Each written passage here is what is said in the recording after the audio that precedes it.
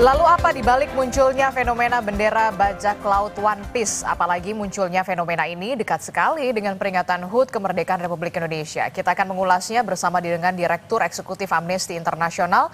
Sudah ada Bang Usman Hamid dan juga ada founder Drone Emprit yang juga pengamat media sosial.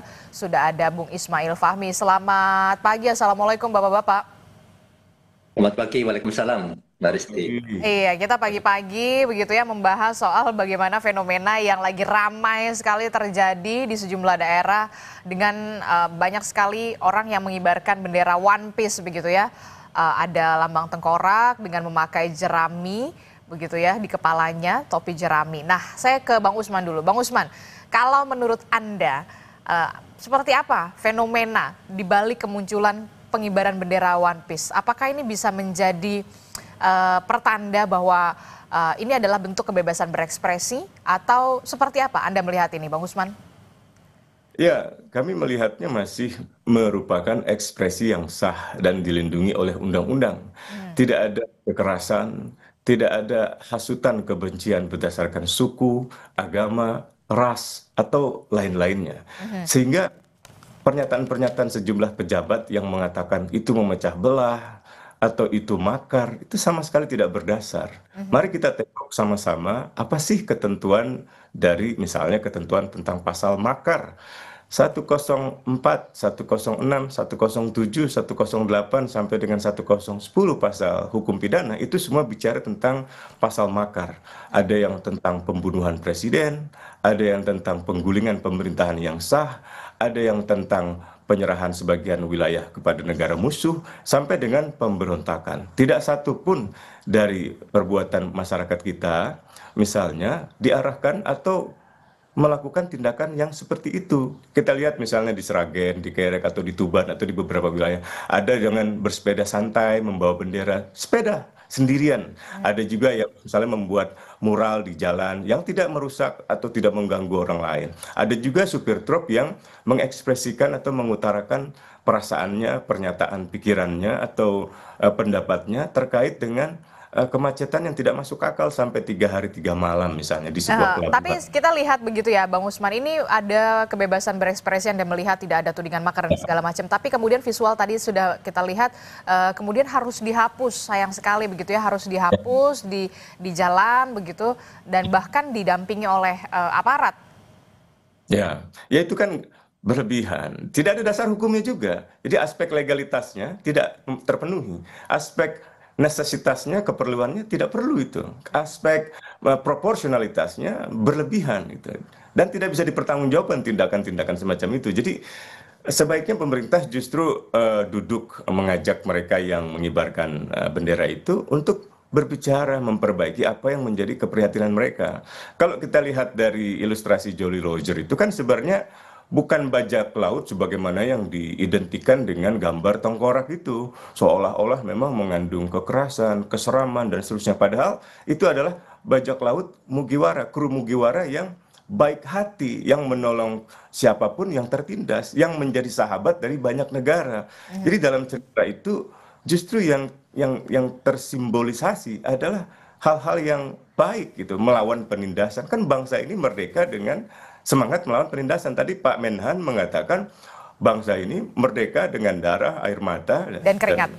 ya, termasuk dengan diplomasi, saya tambahkan itu. Tapi itu kan sebenarnya cara warga masyarakat kita, sopir truk, warga biasa yang mengekspresikan anime Jolly Rogers dalam bentuk bendera tengkorak itu, semangatnya sama. Semangatnya sama-sama ingin melawan penindasan, meneguhkan kembali bahwa semangat kemerdekaan Republik Indonesia bukan sekedar membangun kedaulatan dari bangsa asing yang menjajah, tapi juga menciptakan kehidupan yang berketuhanan yang Maha Esa, perikemanusiaan yang adil dan beradab, bukan hanya persatuan tapi juga kerakyatan dan keadilan sosial. Jadi semangatnya sangat semangat kebangsaan dari Indonesia. Tapi itu dituangkan dalam bentuk alegori, dalam bentuk metafor. Jadi pemerintah mestinya bisa lebih mengerti. Nah, lihat tuh di TV ada warga biasa dengan sepeda dengan santai, tidak ada kekerasan. Padahal pasal-pasal makar atau pasal-pasal yang dipandang sebagai ancaman keamanan nasional atau ancaman integritas teritorial atau integritas nasional seperti yang dikhawatirkan oleh Menteri HAM itu tidak tercermin dalam tindakan mereka. Jadi ini hanya laksana takut pada bayangan sendiri gitu. Jadi ada bayangan yang sebenarnya berasal dari sinar cahaya senter dari seekor kucing, tapi dilihat seperti seekor harimau. Jadi Aha. ketakutan itu berlebihan itu. Jadi Aha. Jadi saya kira jadi Anda mau mengatakan responnya berlebihan dialog. soal fenomena pengibaran bendera One Piece ini. Kalau Anda mengatakan ya ini hanya kebebasan berekspresi saja, tidak ada soal makar atau upaya untuk ingin memecah belah bangsa.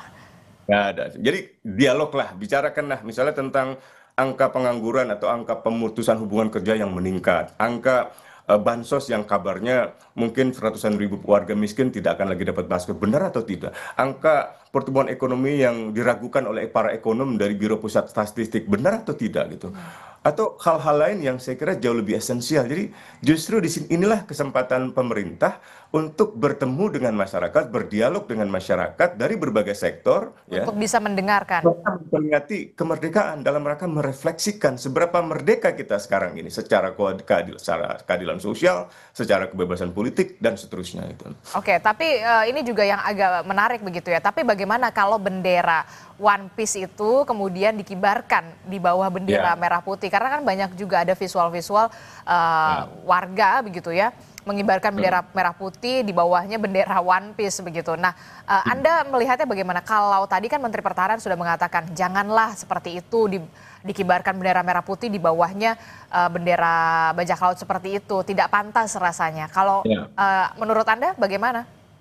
Mbak Menhan boleh mengatakan seperti itu, tapi kalau masyarakat punya arti lain, punya cara lain, nggak boleh direpresi gitu. Jadi kalau misalnya begini, masyarakat mengibarkan bendera di bawah bendera merah putih, bendera anime bajak laut baik hati itu, sambil mengatakan pertama atas berkat rahmat Allah kita bisa merdeka. Terima kasih Tuhan.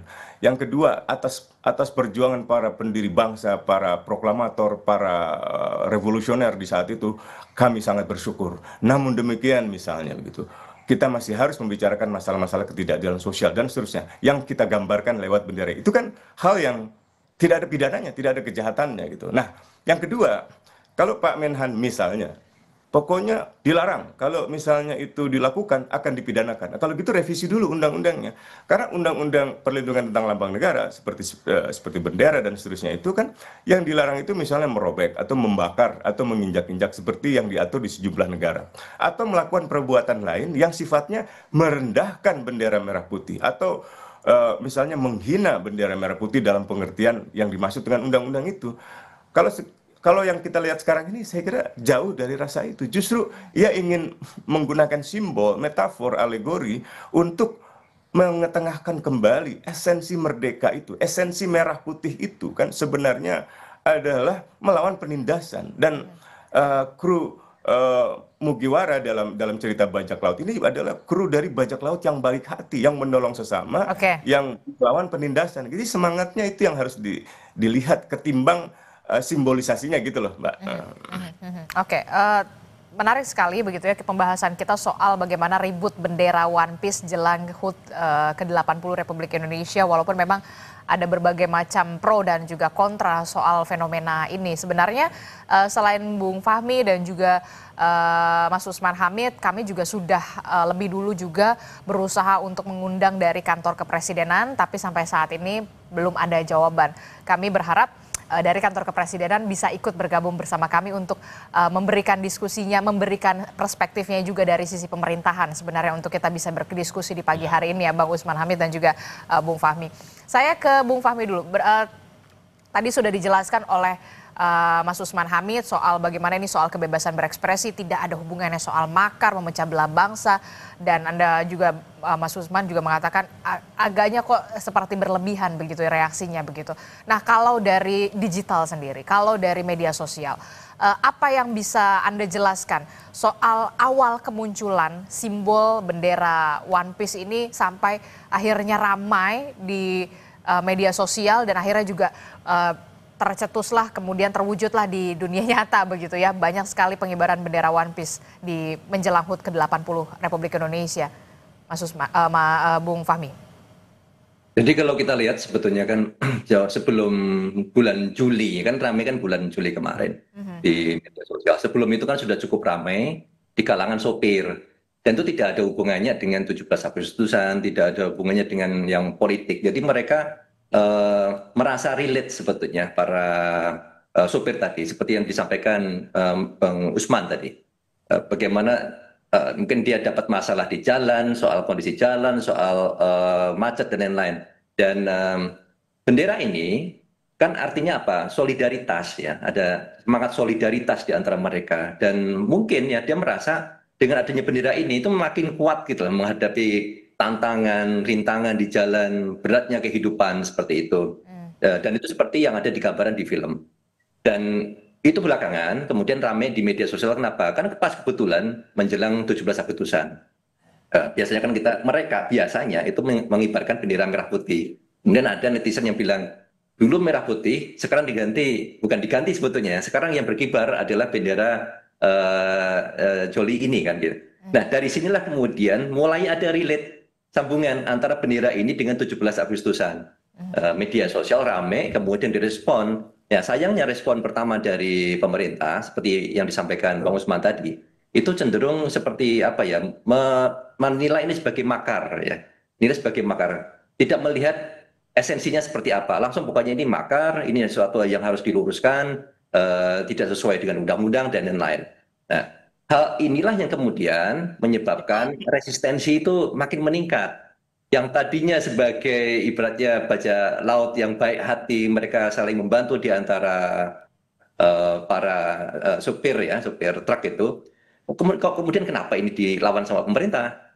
Seperti di dalam film tadi, akhirnya kan makin kuat. Nah, karena makin kuat direpresi, ini kan simbol. Simbol itu ketika direpresi, dan itu udah makin banyak lah. Makin banyak orang yang sudah tahu sebetulnya Jolly Roger ini apa. Ini sesuatu yang positif. Jadi melihat, ini kok ada nggak bener nih.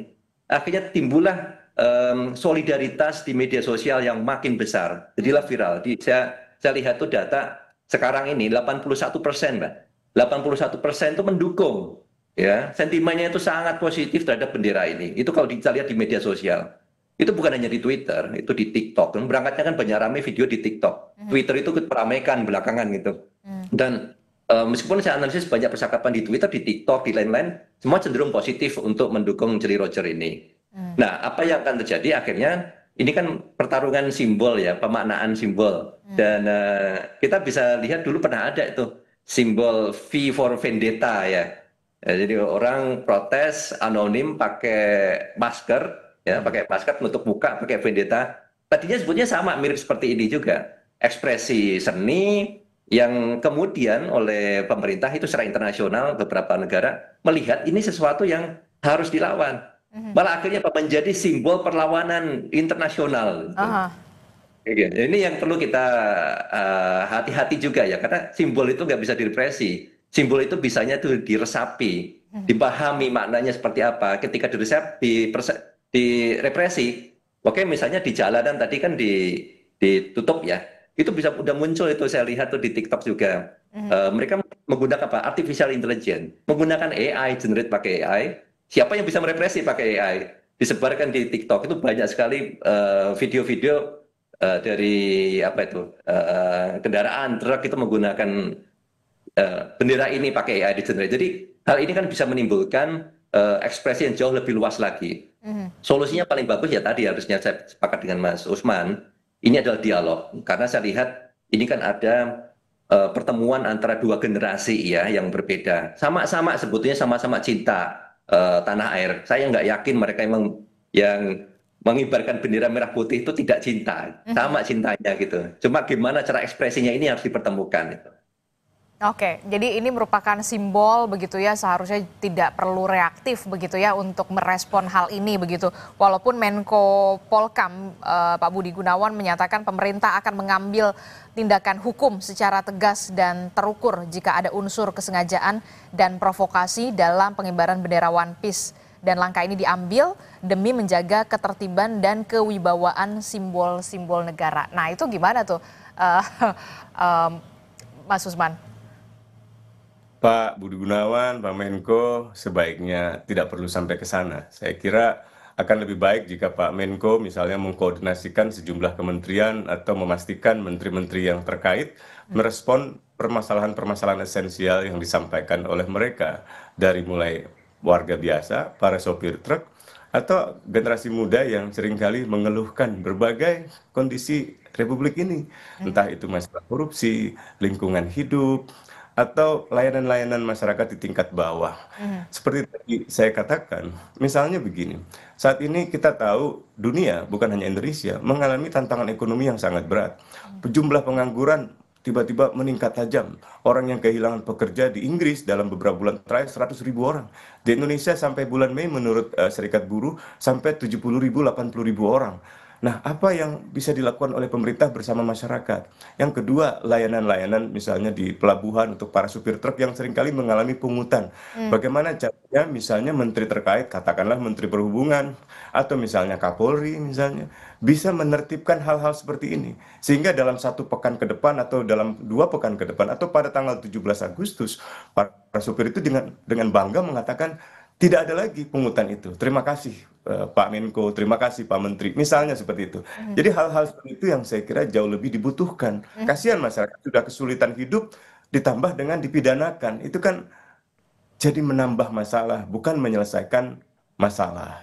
Oke, di media sosial juga kan ternyata Mas Fahmi respon-responnya juga beragam, bahkan dibalas dengan publik dengan menyebarkan gambar Wakil Presiden Gibran Rakabuming Raka yang ternyata juga pernah menggunakan pin berlogo One Piece sebelum dilantik pada 20 Oktober 2024. Gibran ini mengenakan pin berlogo One Piece saat silaturahmi di Desa Bersatu pada 19 November 2023, kemudian ada deklarasi pemilu damai di 27 November 2023, dan ada juga saat debat Cawapres pada 21 Januari 2024.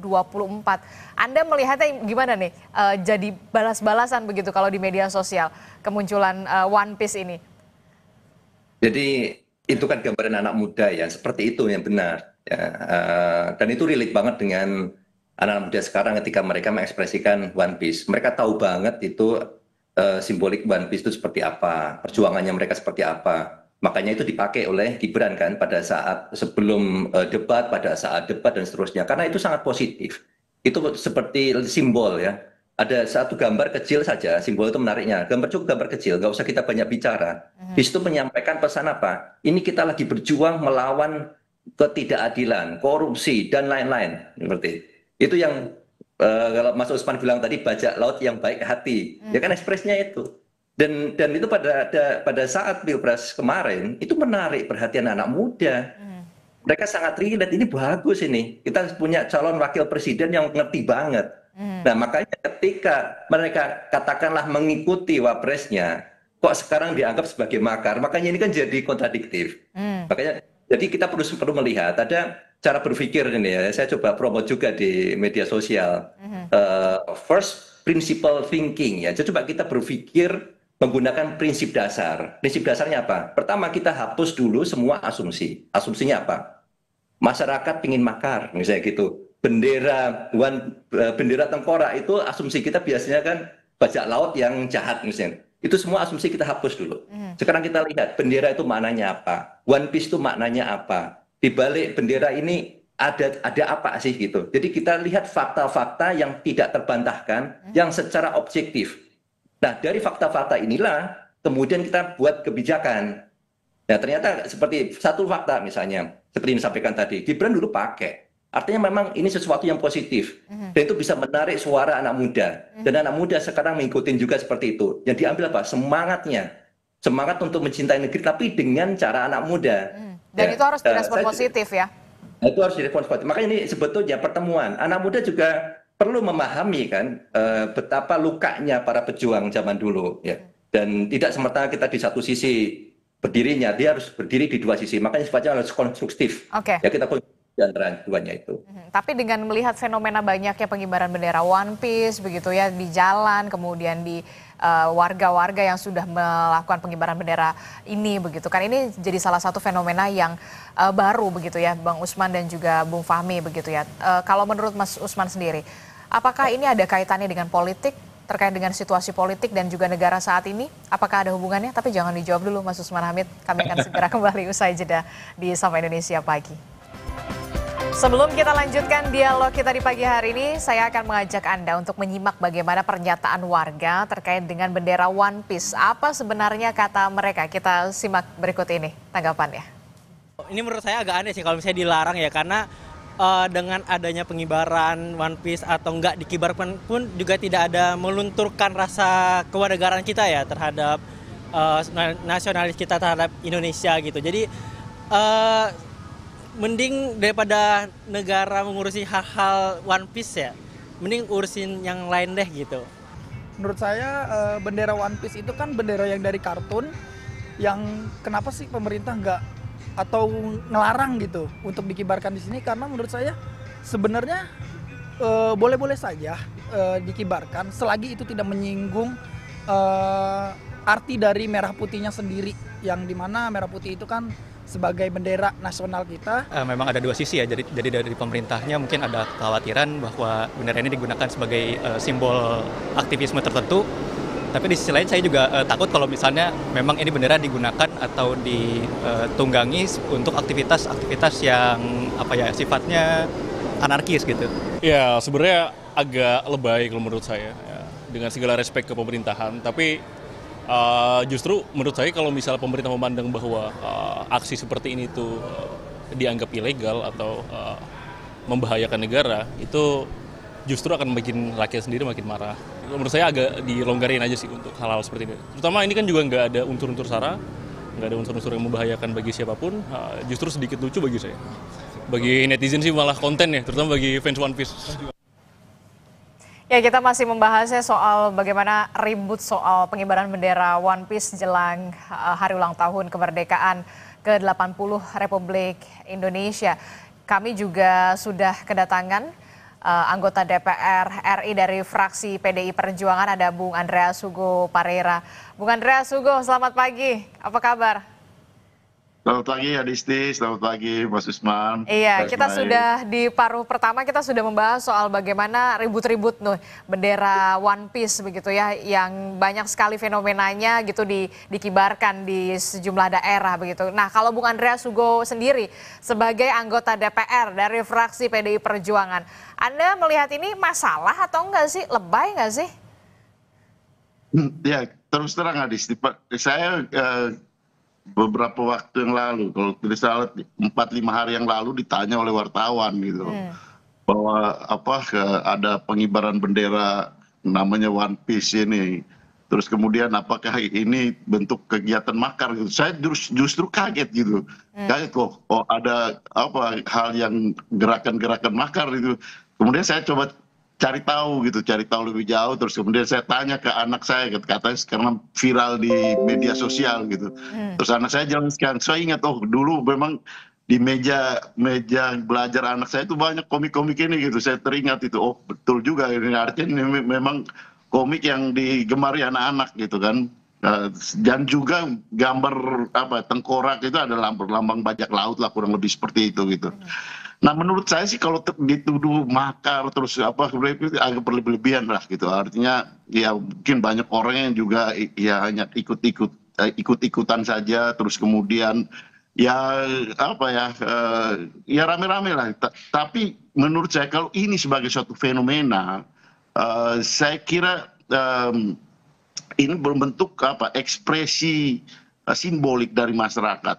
Yang perlu dilakukan oleh negara, dalam hal ini pemerintah, adalah kita cari tahu apa sih sebenarnya, mengidentifikasi apa sih sebenarnya makna yang dimaksudkan dengan ekspresi publik seperti ini gitu. Nah, agak berbahaya kalau kita pagi-pagi menuduh makar, justru malah menimbulkan persoalan baru, bisa menjadi kontraproduktif di masyarakat. Orang yang tidak tahu kemudian dituduh kan jadi repot kita. Tapi juga jangan meremehkan. Nah, kalau ada makna-makna simbolik seperti ini yang muncul di masyarakat, kita perlu tahu dan bagaimana pendekatan secara, ya menurut saya sih pendekatan secara sosial gitu, bukan pendekatan keamanan yang dikedepankan. Pagi-pagi sudah melakukan pendekatan keamanan, kemudian menuduh tindakan makar dan yang lain-lain, yang menurut saya tidak pas untuk memberikan ruang publik untuk berekspresi gitu. Kurang lebih seperti itu menurut saya. Oke, jadi menurut Anda agak berlebihan ketika kemudian direspon ini sebagai upaya makar dan juga untuk memecah belah bangsa begitu. Ini menjadi simbol berekspresi warga begitu ya, yang harusnya menurut Anda bagaimana kemudian pemerintah harus merespon ini fenomena yang kemudian baru saja muncul begitu ya sejak bulan Juli begitu. Bagaimana pemerintah harus merespon ini, jangan sampai kemudian ada kesan reaktif begitu dari pemerintah. Ya, kalau ini dilihat sebagai suatu fenomena sosial, kita perlu ada cara untuk metodologi secara sosial untuk mengidentifikasi, menelusuri, mengetahui lebih jauh apa sebenarnya fenomena ini gitu. Jadi ya kita punya BRIN, kita punya lembaga-lembaga kajian yang bisa ditugaskan untuk melakukan penelaahan secara sosial untuk mengetahui persis fenomena ini gitu. Tapi tidak kemudian kita melakukan tuduhan. Tapi kalau berkaitan dengan ya menjelang 17 Agustus kita melakukan himbauan, memberikan penjelasan kepada masyarakat yang berkaitan dengan ya bendera merah putih dan simbol-simbol lain gitu, bahwa simbol kenegaraan itu harus kita hormati dan itu kewajiban sebagai warga negara. Tapi kalau hal-hal ekspresi simbolik yang lain ya silakan, tapi dipisahkan dari simbol-simbol kenegaraan. Itu yang perlu kita lakukan untuk memberikan penjelasan ke masyarakat, bukan kemudian melakukan hal-hal yang menuduh dan tindakan-tindakan yang represif seperti itu.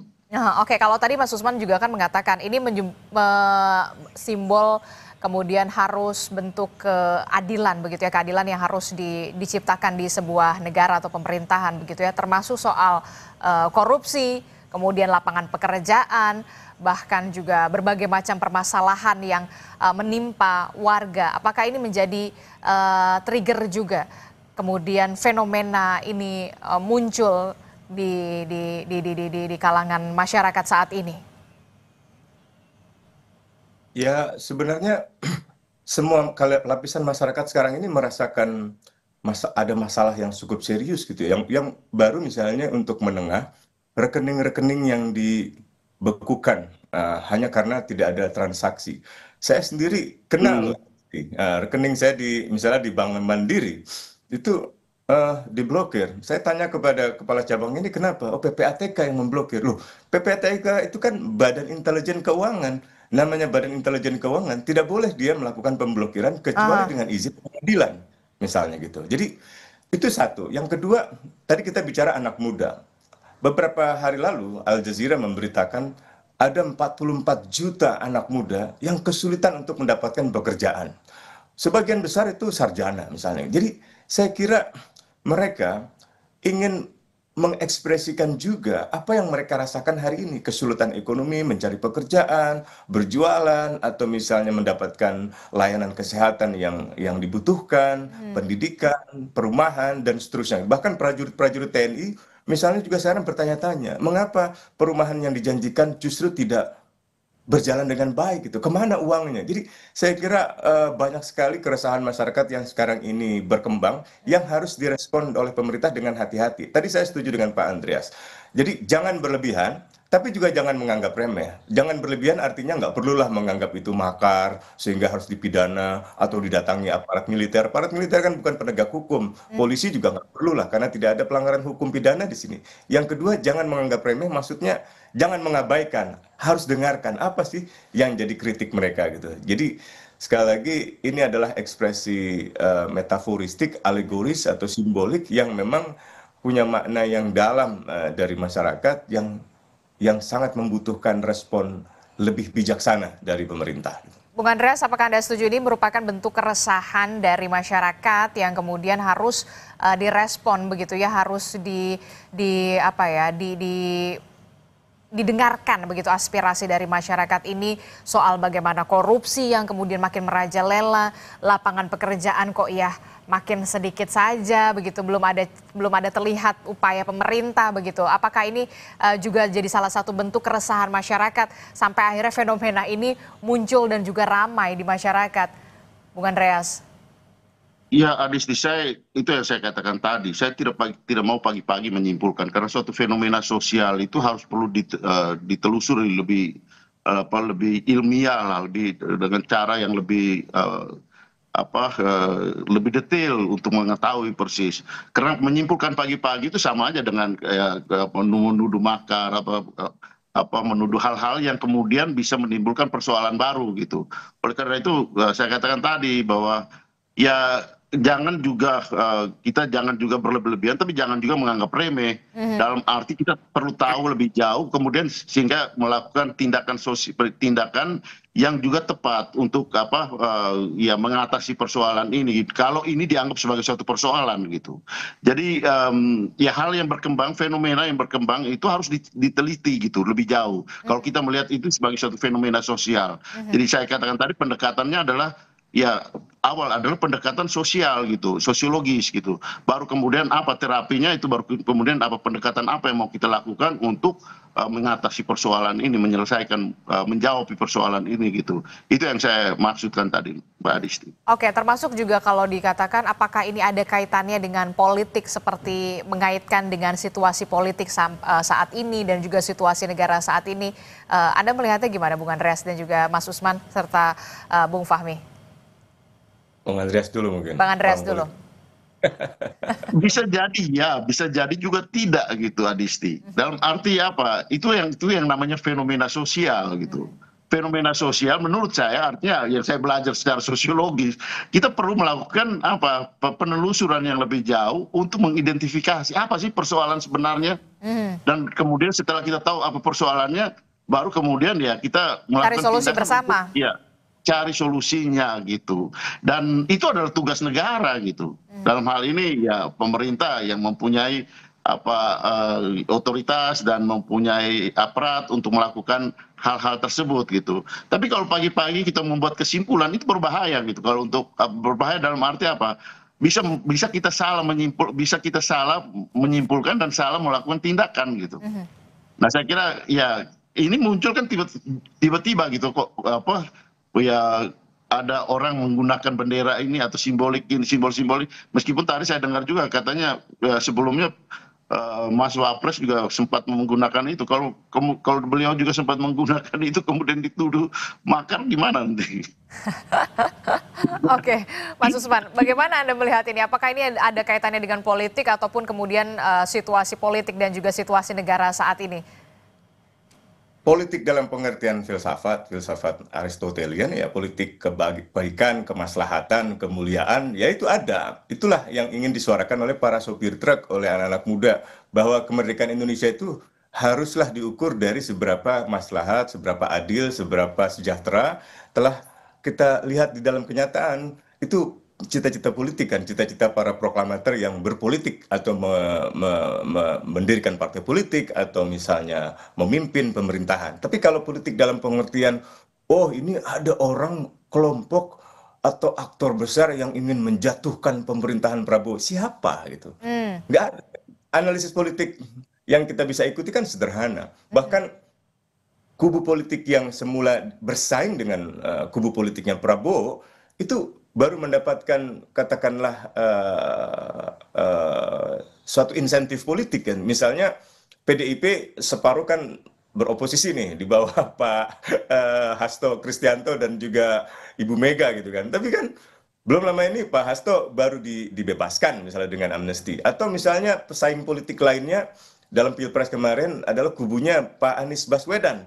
Pak Tom Lembong itu kan misalnya di proses hukum yang jelas sekali motifnya politik itu sudah diberikan insentif politik. Jadi tidak ada alasan untuk mengatakan ini ada manuver politik. Begitu pula dengan Pak Jokowi, katakanlah begitu ya. Banyak menteri di pemerintahan sekarang itu menteri-menteri yang merupakan kabinet dari pemerintahan sebelumnya, bahkan anaknya Pak Jokowi wapresnya. Jadi sebenarnya kekhawatiran ada yang menunggangi secara politik untuk kepentingan mengganti pemerintahan atau menggulingkan pemerintahan yang sah seperti definisi makar itu, saya kira itu seperti tadi saya katakan, melihat ada ancaman macan atau harimau, tapi sebenarnya itu bayangan dari sebuah cahaya kucing gitu. Jadi berlebihan gitu. Ketakutannya ketakutan yang ada di dalam kenyataan dan ketakutan pada ancaman yang ada dalam pikiran lebih besar dalam pikirannya gitu. Nah, ini yang saya kira ya seperti takut pada bayangan sendiri gitu. Karena itu dialog lah gitu ya, jangan represif, jangan tangkap, jangan melakukan tindakan-tindakan yang sebenarnya tidak perlu secara hukum, baik hukum pidana, hukum perlindungan bendera, atau hukum-hukum lainnya yang sebenarnya tidak ada dasar untuk mengambil tindakan represif hukum terhadap mereka gitu. Kalau dari Bung Fahmi sendiri, kalau di media sosial sendiri, apakah Anda melihat apakah ini ada kaitannya dengan situasi politik dan juga situasi negara saat ini?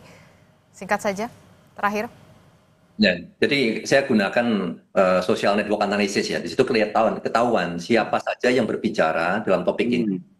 Apakah ada? Kalau kita bicara politik, kita lihat pada saat pilpres kan ada klaster kubu A, kubu B, kubu C. Ada nggak klaster-klaster seperti itu yang sekarang ini? Saya lihat tidak ada. Kebanyakan yang berbicara itu ada aktivis, ada publik secara umum, kemudian ada media. Klaster yang pro dan kontra yang pada saat pilpres itu saya nggak lihat mereka membawa narasinya, gitu, membawa agendanya. Jadi saya lihat ini memang murni ekspresi publik untuk menyampaikan kecintaannya mereka kepada Indonesia dengan wujud mungkin protes, ekspresi seperti ini. Gitu. Mungkin ada sebagian kecil memang yang mencoba untuk menggunakan hashtag-hashtag tertentu, tapi nggak kemana-mana, hanya kelompok kecil itu saja. Dan itu tidak menggambarkan secara keseluruhan. Misalnya itu ada hashtag, misalnya saatnya ganti Prabowo Gibran, itu ada, itu kecil sekali. Tapi bisa kemudian ini dipakai sebagai gambaran keseluruhan, ya seperti itu. Ini ada mencoba aja main-main. Saya bisa lihat ini bisa di-ignore lah gitu. Makanya kalau ketika pertanyaan tadi ada nggak hubungannya dengan politik? Kalau dari sisi data ini lebih natural dari publik aja bicara. Apalagi kalau kita lihat di TikTok, itu publik umum, mereka menggunakan artificial intelligence, kegiatan mereka sehari-hari, foto-foto tentang truk dan lain-lain. Itu jadi viral dengan narasi yang mereka bikin. Ya. Dan itu kalau kita lihat profilnya, itu profil akun-akun yang selama ini memang sudah aktif menyuarakan kegiatan mereka, tidak selamanya bicara politik gitu. Oke, jadi apa yang kemudian bisa menurut Anda bisa direspon dari pemerintah utamanya di media sosial terkait dengan ini? Ada beberapa respon yang sudah mulai positif, misalnya ya Pak Dasko yang cukup terkenal yang di awal melihat, oh ini saya mendengar ada sesuatu yang dianggap makar lah. Kemarin saya baca tone-nya sudah berbeda, bahwa ini tidak masalah, bendera ini tidak masalah, ini sudah sangat positif. Kita harus appreciate. Ada pergeseran tone yang disampaikan oleh pemerintah dalam menghadapi bendera One Piece ini. Ini salah satu yang bagus. Kemudian ini bisa dilakukan berikutnya. Tadi Pak Andreas cerita mengusulkan supaya ada riset. Mungkin dari BRIN, ini kan masih ada beberapa minggu lagi ya untuk 17 Agustus. Coba fenomena ini di riset, kalau seandainya di channel, kita melihatnya bukan sebagai, oh ini semangat makar, bukan. Ini sama-sama mencintai negeri ini, cuma dengan cara yang berbeda. Kalau kita generasi yang lama dengan bendera merah putih dan seterusnya, generasi yang sekarang dari sopir kemudian dibawa di media sosial, mereka melihat dengan cara-cara K-pop fandom, ya. Dan ini adalah cara sekarang dan masa depan, ya. Dan kira-kira seperti itu. Ya, ini harus dipertemukan. Ada nggak misalnya, oke, secara praktis, ini mau 17 Agustusan. Mungkin ada nggak semacam lomba pakai topi jerami, tapi mereka mengibarkan bendera merah putih untuk memperjuangkan sesuatu, kan bisa. Ya. Banyak pertemuan antara dua generasi ini, ide-ide ini bisa kita pertemukan. Channelingnya apa? Sama-sama untuk mencintai negeri ini. Oke, jadi paling tidak harus direspon positif dulu, kemudian jangan reaktif dulu, dan harusnya lebih direspon juga secara kreatif begitu ya. Apa sebenarnya didengarkan dulu, apa sebenarnya menjadi aspirasi atau keinginan dari para masyarakat kita sampai kemudian ada fenomena semacam ini, dicarikan solusinya bersama oleh pemerintah selaku otoritas yang paling kuat di negeri ini. Terima kasih founder Drone Emprit yang juga pengamat media sosial Bung Ismail Fahmi sudah bergabung bersama kami. Kemudian ada Direktur Eksekutif Amnesty International Bang Usman Hamid, dan juga ada anggota DPR dari fraksi PDI Perjuangan Bung Andreas Hugo Parera. Terima kasih Bapak-bapak, sehat selalu. Assalamualaikum. Waalaikumsalam. Waalaikumsalam.